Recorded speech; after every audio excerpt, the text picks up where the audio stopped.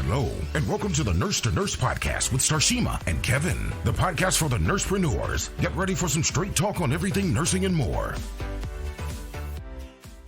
Fuck you, bitches. We live tonight. Starshima and Kevin. Woo, woo. Whoop, whoop. Hey. How you doing, Starshima? I'm doing good. How you doing? I'm doing great. Good, good. So I got a topic this week for us. Do you? Consent or not to consent? That is the question. So to consent or not to consent? Yeah, Okay. We already got two motherfucking comments. Oh, that's you. I need to know how to fucking send some Kevin some star shit. How the fuck you got that shit set up? Well, you got to start showing up online a little bit more. You know what I mean? I need people sending me motherfucking stars. Period. But I am the star. I'm just playing. I'm just messing with you. I need some stars so I can have me some weed money. Wait, not weed money, Kevin. Wait a minute. We seem like we went back to high school right now. You know what I mean? There's nothing wrong with that. Somebody's got to support my habits. Oh, my goodness. Well, that good business over there, support your habits. How was your weekend?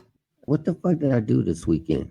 I don't remember what I did this weekend. I know we played in the pool with the baby and we had a little barbecue. I don't remember nice. I don't remember what the fuck I did this week. I got drunk.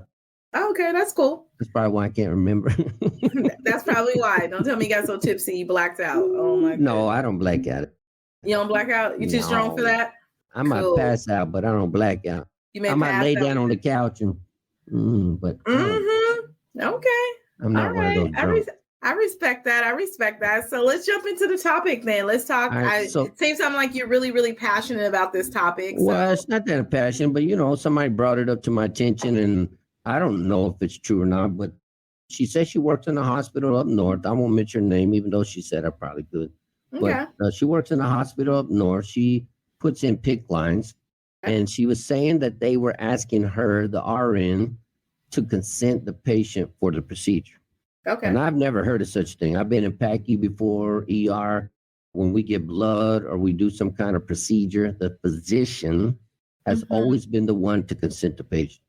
So I don't know. I've been off the bedside for 3 years. So if you think that something's changed, all of you out there, if something's changed that I'm not fucking aware about, she told me they want her to do it. And I've asked a couple of nurses from Children's. They're saying that they have the physician write a note, such as a history and physical. And then in there, they mention the risk and benefits. He puts in an order, she puts in an order, and that is a consent. But I've never heard of that before in my life. They say they don't actually sign the triplicate form anymore, so I have no fucking idea. So if any of you out there have heard of such a thing, I know I'm not that fucking far off the bedside, but anyway, I'd like to discuss it. You like to discuss it. So the question is to consent or not to consent and what's going on out there. Well, I don't know. It just seems really strange that would be such a drastic movement. I think I've been away from bedside for about 4 years now. You 3 years. So with that, I think that's a huge significant change. So if this is so, I'm not saying this is so, but if it really is, this is putting a lot of nurses up for being thrown underneath the bus or a lot of legalities in the event that something goes wrong, because we have always been taught from nursing school and in practice that before we consent a patient, that the informed consent lies with the doctor. Right? Well, we did talk about this off air, and I read the California Patient's Guide, Your Healthcare Rights and Remedies. It talks about what an informed consent is, but it just merely says that the patient has had the opportunity to discuss with the physician the rights and stuff, but it doesn't say it has to be doesn't say the word it has to be signed by the physician. It just says physician, but how would the physician prove to us? It says your doctor has a duty to fully inform you about all the risk and benefits of the suggested treatments in terms you can understand. Yes, and majority of the times that the way that the organizations protect themselves is having that consent form that the physician signed to say that I've talked to the patient about this. Now, that's what I've seen, and y'all could correct me if I'm wrong. That's what I've seen in my practice, what I believe. And that's the way that organizations will cover themselves. Because if not, then we could just live in a space that everybody just jots something down in a computer. Well, I mean, I know that the doctor, because you work in the OR and you've seen that the doctor writes a history and physical as well, types in risk and benefits. But how do we really know? I mean, other than he or she took the time to go in there, I mean, how do we really know that they talked to the patient other than asking the patient? And then what do you do if the patient says no? Does that mean he or she committed fraud? Because what if the patient did say no? I mean, well, in the event, I wouldn't make any assumptions, but I in know, the but event, that's a fair question. No, but it's a fair question. Like if there's a note in a chart that the physician spoke with the patient about the risk and benefits, and then you go talk to the patient, they said, no, I never talked to the physician. If that was you and me, what would have happened to us? They would say that's falsification of charting. We'd be hemmed up by the damn board of nursing. Exactly. And that's why when I would go and ask my patients, as long as they was alert and oriented and can, respond, is that you always double check before you have them sign the consent and then you witness it, that they have actually talked to the doctor and see if they do not have any questions or concerns regarding the procedure that I would not be able to answer, right? Because I'm not the surgeon. I'm not the doctor that's doing the procedure. So those are things that are beyond my scope. And I couldn't answer those, so I make sure that I call the doctor to get that clarification. If you're a PIC nurse, you should know the risk and benefits, and you should be able to answer the questions. I mean, to me, I don't know why we need an informed consent for a PIC line other than it's an invasive procedure. Like, I don't know why they don't just create a generic form for PIC nurses. You know what I mean? Because we read that one policy from the hospital down south where they call it standardized procedures. Right. It's not like it's something out of the norm and stuff. Well, I still think that if I was getting a PIC line put in, can I just be clear for a moment? If I was getting a PIC line put in and I was on the other side, I would like my doctor to talk to me about it. It's for him to tell me my risks, for him to tell me my benefits, and also explore any alternatives with me. Now, we may seem like, oh, it's no big deal. They were just putting a line in. It's going deep. It's going in superior vena cava, X, Y, and Z, right? But can things go wrong? Yeah, of course. Yeah. You know what I mean? So I would like to know those things from the doctor. Now, when I get my skilled nurse that's going to come in and do the procedure, yes, they're going to be able to tell me certain things and aspects of it. But I, as a patient, would like my doctor to talk to me about those things and not my nurse, and then have him sign it. Just like, I did an echocardiogram, not invasive, right? I laid there and they're wanded. My doctor talked to me all about it, although I knew what an echo was beforehand. Right. And then when the tech came in, who was a specialist or whatever, she then explained it to me, but I had already heard it once. Did you sign a consent? I didn't sign a consent for that, right? I didn't need a consent. It's not invasive. Right. It's not invasive. But I was just given a context of what it's like to really think about like what it is, explaining it. And, and I also think that physicians shouldn't leave that to nursing because we don't fully. Well, she's asked the board of nursing. She emailed them and they responded, but they would not give a clear answer. Oh. That's what I don't like, because if the board of nursing won't give us a clear answer, we're in trouble. Because even though the doctor said the patient was consented, she goes in and puts the PIC line in and screws shit up, she's going to be the one thrown underneath the bus. Yeah, especially if there's no documentation other than something they're signing with their accountability. Because yes, EHRs, electronic medical records, is one aspect, but they're not everything. That's why we still have paper things. And why do these paper things still exist? Well, I know for a fact, and I won't name them, but I know some physicians that have scribes, administrative assistants, whatever you want to call them, that do the charting for the physician. Yeah. So I've seen scribes. Yeah, but just there may be the ones that have put it in, and the doctor may have never talked to the patient. That's my point. Like, how do we know, just because that chart or the note is in the record, how do we know that the scribe or the administrative assistant didn't do it? How do we really know the doctor talked to the patient? I agree. Like, how do you really know? But so at least if you sign the consent, like if there's a piece of paper that he or she signed, at least to me it's a little bit more credible. But I don't know. Maybe I'm just making shit up. No, I agree. So let me ask you, like, if you were back at bedside, right, and you were a PIC line nurse, I know you got some advanced skills, you're a vascular access nurse, things of that nature. But if you were the PIC line nurse, like, would you do this without your doctor talking to your patient? Or because consenting, I guess. No, I wouldn't. I mean, if we had a standardized procedure where we set it up in place, like where they were, let's say the patient went to the doctor's office. Patient starts SHEMA. We see that you have a need for a PICC line. These are the risks and the benefits. I'm making a note that these are the risks and the benefits. Kevin, the RN, is going to put in the PICC line. When you go to the outpatient center, do you have any problems with that? And we had a standardized procedure where we all knew what we were doing. I probably wouldn't have an issue with it. And we had policies in place and we didn't deviate from the standards. But the only problem is, how do I guarantee the physician spoke to the patient? Right, because what if something happened and that person gets some type of complication? Yeah, because, in the doctor's office, I don't know, because I never worked in a doctor, but I've never seen a medical assistant chart for a physician. Usually it's the doctor right there at the appointment charting while you're talking. Yeah. Now, I'm not saying it doesn't happen. Somebody who works in the physician's office would have to tell me such. But I do know in the hospital that scribes are the one often charting for the patient. And typically the doctor's there talking and stuff. But I do know there are some scribes and administrative assistants that have charted with the doctor not being. So what would be that thing? I have firsthand knowledge of that. Yeah, firsthand knowledge? Okay. So I guess, thinking about the nurses who are out here, who are in our community and is listening to us and trusting us with their next level, right? Like, what would you tell that young nurse, 1 year, 2 year, 3 year nurse, maybe 5? We're going to give them 5. They're going to be a PICC line nurse, right? Like, what? We're going to wait till year 5 before y'all start dropping them deep lines. No, I'm just kidding.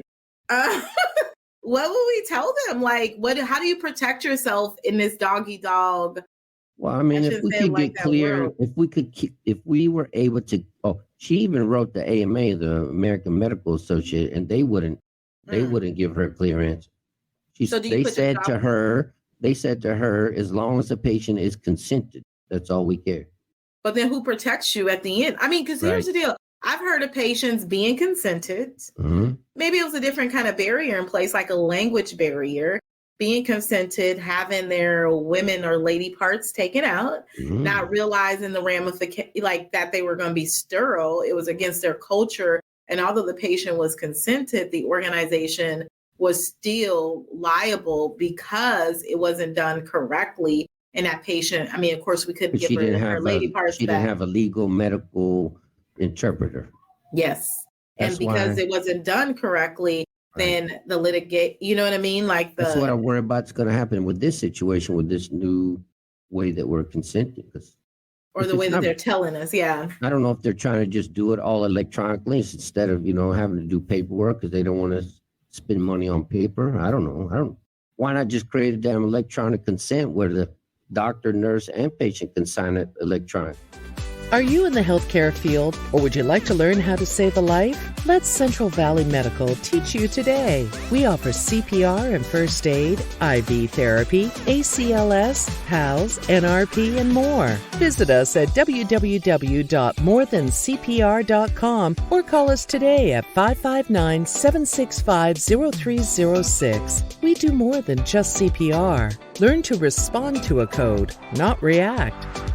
Why not just create a damn electronic consent where the doctor, nurse, and patient can sign it electronically? Well, to be honest, like when we're thinking about this, it's kind of frustrating because I feel like nurses are becoming so responsible for so much more. Yes. Like, I think about 10, 11 for that shit. Right. And the responsibility is more. I think about 10, 11 years ago, like this wasn't it. Everybody did their part. We were all accountable. And we all made sure we did our part to make sure we mitigated any type of risk of litigation for ourselves and, of course, the organization, because they made sure that they were covered, right? And so what's frustrating about hearing something like this is like, how do we further throw nurses or give ourselves the opportunity to take the responsibility off of the organization and now put it onto the nurse, Because I feel like now more so than ever, and maybe I'm just more woke, but I feel like nurses are in the news and more liable for things has never been. You talk about that. Did you see the recent story I posted? I did. I actually shared it with somebody today because they were telling me that they were listening. Motherfucker, man. Right. I'm a pervert and I wouldn't even do that. Like, right. Why would you take a patient's phone and download nudie pictures of her. I mean, look at me. Right. I like nudie pictures. Don't get me wrong, but like you're setting yourself up for failure all Yeah. over a pair of tits. Like, come Right. on, dude. Go on the internet. Shit's free. Right. As I was sharing it, and what stemmed the conversation and what made it come up, I was like, because she told me that she listened to the podcast and that she really enjoyed it. And so we were talking about that. And, you know, we're talking about like what's going on in healthcare right now and how, like, who's left in the field, not to disrespect anybody that's still working, but the compassionate, the caring individuals, when you look at the numbers, they're exiting, and who's being left. Like that post that you posted of the weirdo who decided to risk his livelihood, his everything, just to get some new pictures of a lady where he can go find it on the internet everywhere, right? Pay $2.99, bro. Like you can get whatever you want. Starshima, let me help you out. That shit is fucking free. You don't have to pay money. Like, shit. I'm just saying. I'm not. I mean, come on, man. Like crazy ass people. Did he get consent from her? Right? Did he get her consent? Right? Absolutely. And probably she's kind of crazy for giving the phone up, letting him make a phone call using her phone. Well, how many times have a patient given you the phone and was like, "Hey, Kevin, I would call never. My family." Nope. I would dial the number. Look at me. Give me the motherfucking number, and I'll call using the hospital. I'm not using your phone. Oh, okay. Well, that's fair. And I know it's off topic, but he always supports me. I have a guy that works here with us. He is not my employee. He is my partner in crime. Thank you, Daniel Pacheco. Oh, Daniel? I think I know who Daniel is. You do. And so he always tells everybody in his class that I'm his boss. I'm like, Daniel, stop fucking saying that. I am not the boss here. I'm just a worker, just like your fucking ass. But I'd like to give him a shout out because he always supports me. He always puts out our podcast to his class and stuff. So. Oh, that's really cool. Yeah, well, tell Daniel, hey. Tell Daniel, hey. Hey, Daniel. Yeah, thank you, Daniel. We appreciate you. Yeah, we appreciate you. Thank you so much. Yeah. But but I just don't know what to do. I mean, she's written many, and I've done research. Like, you know, we did our research on the guide and stuff, but it's not very specific. It doesn't say the physician has to physically sign anything. It just says it has to have discussed. When should my doctor discuss the risk and benefits of a proposed course of treatment and any treatment alternatives with me? But it doesn't say. Yeah. Yeah. So let's unpack that. Like, why do you think it's written like that? Because that's where people find loopholes, and that's where they. That's why I love the law, though, because there's loopholes. That's why you love the law. Yeah, it's a double-edged sword, though. See, it is. So I'm going to keep reading here. It says you are sometimes asked as a routine part of filling out medical history and personal information, which is the H&P, to sign an informed consent document. This sometimes happens before you see the doctor or care provider and before you have had the treatment. See what I mean? So it doesn't say that. And then it specifically says in big black letters, never sign any such document until after there has been a full opportunity to have all your questions answered and concerns discussed. But it doesn't say the physician has to sign. It just says the physician has to what? But the physician is the one that is responsible for the informed consent. Why would you leave this at the hands of someone who's not an expert? That's pure laziness to me. I got you, but what I'm saying is it doesn't say they have to what, though?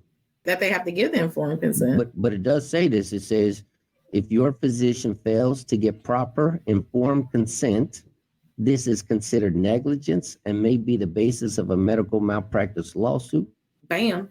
Right. And then there are statutes of limitations. So you may be able to sue your doctor for battery and recover damages for any injury to you caused by the doctor's failure to get the informed consent. Yeah, because they're touching you. Right. That causing harm to you, which makes... Well, she's the one, the nurse is the one putting it in PICC glass, so she's the one touching the patient. And I mean, I just think that, I don't know what the policy... to make sure that we sign a damn piece of paper. I don't understand why we wouldn't want to make it safe as possible so we don't get sued. So, and why would the inconsistency be that one can put it in the chart, but the other has to sign a paper? Right. That's inconsistent. So I don't know. It's just weird to me and stuff. Remember, you did put it in the chat, earlier. Let's see if let me go if I can open it up. The one that you sent from the one you sent from the Department of Health Services, the County of Los, the Harbor UCLA. It says practitioner is defined as a physician, dentist, or healthcare professional, such as a CRNA, certified nurse midwife. Yeah. Nurse practitioner, physician's assistant who has been granted specific clinical privileges, or a registered nurse who functions under standardized procedures to perform the treatment or procedure involved. And perhaps that's what a PICC line nurse will be, right? Because they go for that advanced training. They have a standard procedure. So it may fall in a shade of gray there.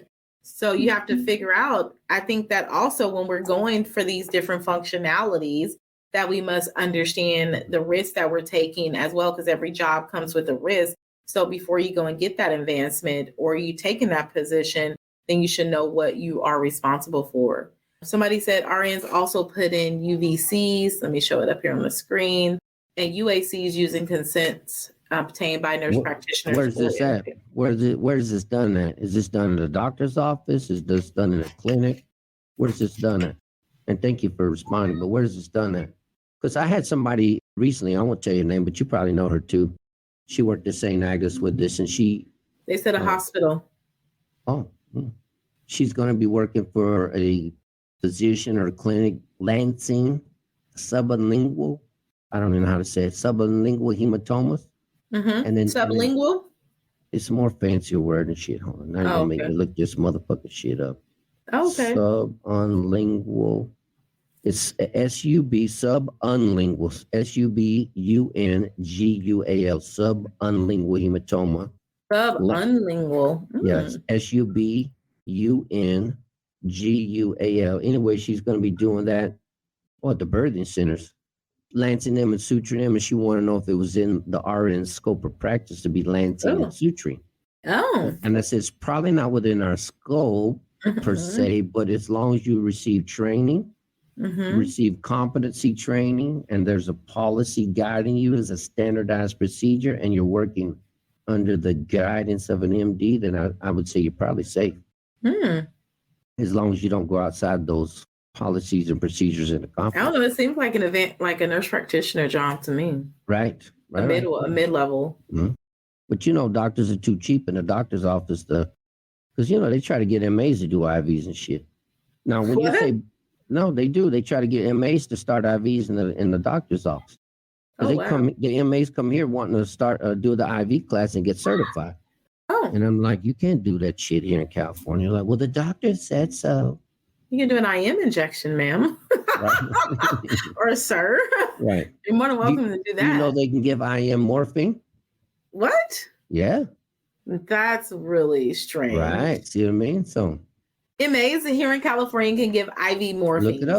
Look it up. So who gets the medication? It's a controlled substance. It's under the guise of the physician. So what do y'all think? Like, do you guys medical assistants? Are you ready? This is from the Medical Board of California. Medical assistants may inject narcotics into a patient, intradermal, intramuscular, or subcutaneous, once the licensed person has verified the correct, and they can't even spell it right on the fucking Board of Medical. That's so fucking funny. They can't even spell it right. It says has verified the correct mediation and dosage. The right medication. They didn't put medication, they put mediation. See, even on the fucking California Board website, they can't spell shit right. The medical assistant, though, makes no sense at all. They can fucking inject narcotics, but they cannot inject anesthetic agents. Okay. Yeah, that's nice. What the fuck? I mean, the sad reality is kind of scary because I guess from a nursing perspective, and not saying that they're not, but I'm not discrediting MAs but looking at adverse effects, things of that nature, like, are they able to? Because they don't learn medications. They don't learn about the mechanism of action. And how do you know the doctor? How do you know the doctor is verifying the correct dose? Exactly. Because we just had this happen. I won't tell you who it is, but she told me that a doctor ordered 40 milliequivalents of potassium chloride IV push. Oh, wait a minute. During a cold. Now, it was during the cold. The patient was dead already, but still, would you do that? Would you still do it? No, hell no. No? Yeah, because I'm like, that's kind of counter. I mean, you do a Well, I code did and look you're in coding. American. Yeah, but I did look in American Heart, the HLS book, and it does say you can give potassium IV push, but it doesn't say 40 milliequivalents. It I mean, just kill says, the patient. let's see, I'll tell you how much it. Well, the patient was already dead. How you gonna kill a dead person? Well, should they just finish it off if it was any life or anything if that heart was gonna beat again? No. I did ask somebody to know. He said he's done it once in his career, but it didn't do anything for the patient. Just dusted them off. But this is one thing. This is one thing I talk about is when we're coding patients, why do we draw labs and send it to the fucking lab? Why don't we use iStat machines in the motherfucking code? I don't get that shit. Well, in the ER we do, but not in the fucking floor and stuff. They don't have iStat machines up there. Why don't the damn crisis nurse take that shit with them then? They're not checked off on how to use an iStat. We do competency. I can't imagine that the rapid response nurse is not signed off on the fucking iStat. That's bullshit. I'm calling bullshit on that one. You think so? Yes, I'm calling bullshit on that. Okay. Yes. You make me I gotta clean my glasses on that one. My lashes keep brushing up against my glasses. Mm-hmm. Take your damn lashes off. That's not important. It is important. All right, so Anyway. did you find the amount of potassium that we're supposed to get? No, I'm sorry. You got distracted. I got distracted. I was thinking about other things and shit. Oh shit. So I think for nurses who are going into this, and even if they couldn't get clear like wording from like the BRN or whomever they're writing to, it's like really just be mindful of what you're getting yourself into, and then understanding. Like I had an attorney one time that told me I get to choose my own level of risk. Like you have to know what your level of risk is going in and doing this. And if it doesn't serve you, if it doesn't sit well with you, then don't do it, because at the end of the day, you're going to be it. And if you're looking at these things like policies and procedures, and we talked about this in another podcast, yes, it's there, but really why we put policies in place, I think about why I'll put something in place or a structure really is to protect me or to document a systematic way to go, that anytime that anybody deviated, they had a policy to follow, and then I can do what I need to do, right? According to it. So you have to think about what policies are written for. They're not really written for your full benefit, but it is a great guide for you, but you have to assume your own risk. Like when you're I think jobs and specialty. We talked about this though, I think that I know I'm going to get beat up again, but I think women see it as confrontation. She's not, this nurse that I talked to, she's not afraid to go. She's like, I've already fucking made them cry and shit. They so mad at me and shit. They're ready to fire my ass. But hey, y'all, I don't know who you are because, you got them Facebook users and save your name and shit. Put your name on your damn Facebook. So somebody said, hey, y'all, hey. Yeah. No, but I mean, I don't know why we're so afraid to speak up. Like, what is it? Are we worried that we're going to lose our job? I don't, It's Nakia. Nakia, how you doing, Nakia? So this is what it says. Administration of concentrated potassium chloride for injection during the code, still deadly. The American Heart does say that you can give 5 milliequivalents. No, they say you can give 20 milliequivalents over a 5 to 10 minute period. Oh, that who's gonna sit there and push that shit over 5 to 10 minutes? I was like, minutes? That ain't no real You know how good. nurses are, your adrenaline's kicking in. Look over it. Yeah. You know what bitch is gonna do it. That's what I said. It just go ahead and just dust the patient on off then, because that's what it's gonna do. Just dust them off. That's crazy. I'm just saying. But Anyway, how many nurses though have liability insurance? See? I think nowadays, I think we talked about this in a previous podcast as well. But back in the day when I became a nurse, I didn't get the liability insurance, but the way that you see things that are now, you definitely want to get that, and especially cover yourself, because you can potentially lose everything that you work for and everything that you're going to get in your future by doing something, because now organizations have lost so much money post-COVID, during COVID and after COVID, and they're starting to see a lot of it, and they're not taking these big hits. If they can pass the buck to the person that should be giving a buck up, then that's what they're going to do. I think that that's business. I know it sounds dog, but every decision in healthcare is based upon money. Money, yep. And I know people think I'm crazy, which I probably am, but I tell nurses, when you get When you get your nursing license, you are no longer Starshima RN. You were fucking convict RN 25467. You think that's what it is? It is, because they own you. Like, do you know that if you drive home and you get in a car accident and it costs more than $3,000 worth of damage, they're going to report you to the board. Oh, really? Because you're a nurse? Yes. Mm. So, I mean, you're no, and what do you have to do once you get reported to the board? I don't know. I've never been reported. You have to pay for an investigation to prove that you did nothing wrong. And that average investigation is like 10 to 15 grand. Wow. Just to digress here for a moment, I was like, the system really sucks to be legal. Yes. I mean, I hate to say it like that, but it just really freaking sucks to be legal. Like, I feel like criminals and convicts that are true convicts, like, they get away with so much shit. And when you're legal and you're paying for all this insurance and you're doing all these things, like, you still can be up for being sued for doing the right thing, right? Yeah. Whereas the people who was doing a crime to you, they seem like they really the victims when you were the victim in the moment. You know what I mean? That's 100%. I guess that's why they say shoot them and kill them, I guess. That's why it's better to probably be a pimp for real and shit. Well, it's probably better. You said you want to be a pimp. I know, but I won't go to jail and shit. I'll get a misdemeanor and a little ticket, and I'll be let go. So, do you think that's what that is? Just a misdemeanor? Yeah, it is. You didn't know that? Mm-mm. I could steal your car, and all I get is a ticket. Oh, I ain't never tried it. So I'm just saying, though. So I don't know. I think nurses as a collective right now, we just have to be more proactive and more vigilant. Well, if anybody listens to this podcast and you have information, don't be afraid to let us know so we can come back and revisit it. Because, I mean, I've been away from the bedside 3 years now, and maybe shit's changed and I don't fucking know about it, but I can't imagine it's changed that damn much. But I mean, that's a huge drastic change, and that's right. It doesn't look like it's something that's forward moving. It seems like it's something that puts somebody at a greater risk, but perhaps it's taking the risk off of the organization. I don't know. But yeah, that's what I mean. Off the organization, off the position, and on to us. Yeah. And we have to go ahead. No, it's just because they don't really give a shit about us. We are a dime a dozen. They'll hire some of those Florida nurses.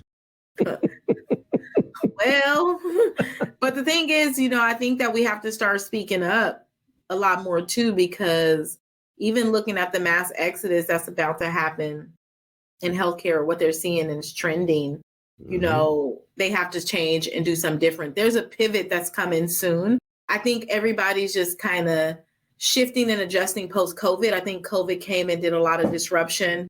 And I think people are just responding to that now. Like, when I say people, I mean organizations and us as nurses as well, who's working at the bedside. And I think that there's going to be another shift because there's such a mass exit that there's something that's going to happen.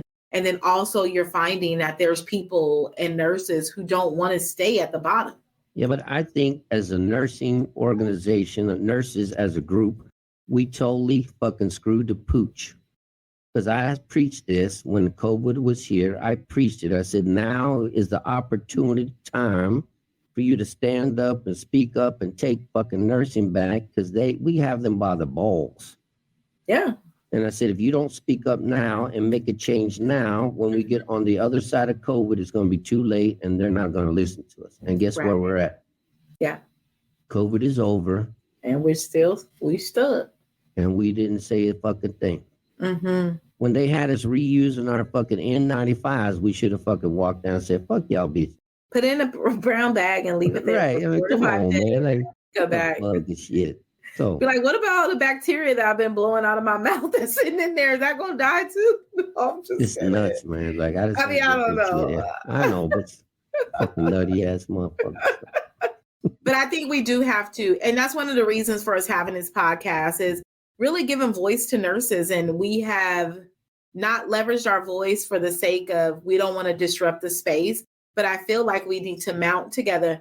Nurses, mount up. No, just kidding. Right. We need to mount up together and disrupt the healthcare organization, and not in a negative way, but it's forward moving, making sure we have better outcomes, more quality care to our patients. And it's going to be negative at first, because The problem is no nurses don't want to walk away and strike or whatever because what about the patients? Because I have this thing where if you got 5 or 6 patients, I'm like, why did you take that many? And the common answer I get from female nurses is, well, who else is going to do it? Well, that's not your fucking problem. You're not the damn CEO, CNO, the manager, director. Let them figure that shit out. But I guarantee if every nurse took their fucking car and parked it on Highway 99 and left it there, and we had a big fucking 1968 Woodstock here on 99 and shit, they would change. Yeah. But nurses won't do it. Why? Well, we don't want to disrupt the space. Why? Fear, feeling rejected. Because we're complacent. Well, complacency. We liked our comfort zones. Yeah. And those comfort zones, there's nothing that happens inside of your comfort zone.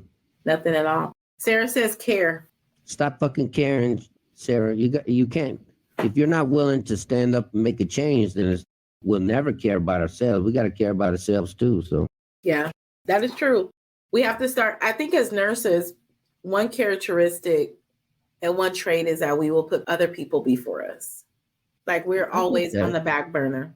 I got that, but what happens like when your ass dies? Are they gonna remember your ass? No. Right. No. But that's just. But we don't think about that in the moment when we're serving, right? Like we're so in this and we are so compassionate about what we do, and I think that's why you're seeing the exodus because all the compassionate and caring people is gone, is leaving, and what are you getting are the money whores. That's what it is. Okay. I mean, they're what else would you call them? Money. They're just in it for the money. Yeah. I'm just being honest. They're just people who are cold. Yeah. That comes go ahead. I like money too, but I still care about my patient.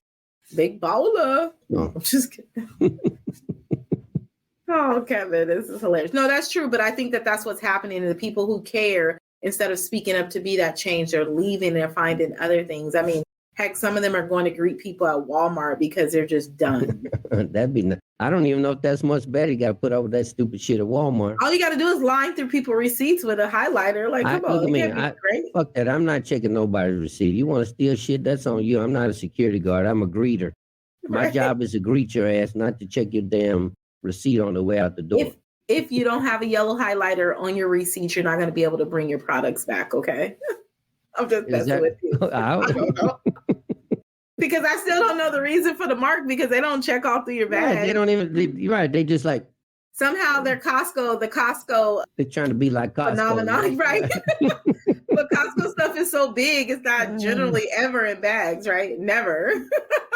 Craziness, man. But, it's just where the world is today. But I don't know. I just say, for the nurses out here, I think my big thing is to this. I can't say I'm an expert in the topic. I can just say what I experienced. Right. And then with my experience and my expertise, I would think now I'm thinking on the level of how do I mitigate litigation against myself, right? That's my big thing, and protecting myself of what I know now. So I will assume risk wisely, right? Making sure that it benefits me, making sure that if it's not serving me, then I don't have to do it, right? No matter how easy the job may appear, because all it takes is one.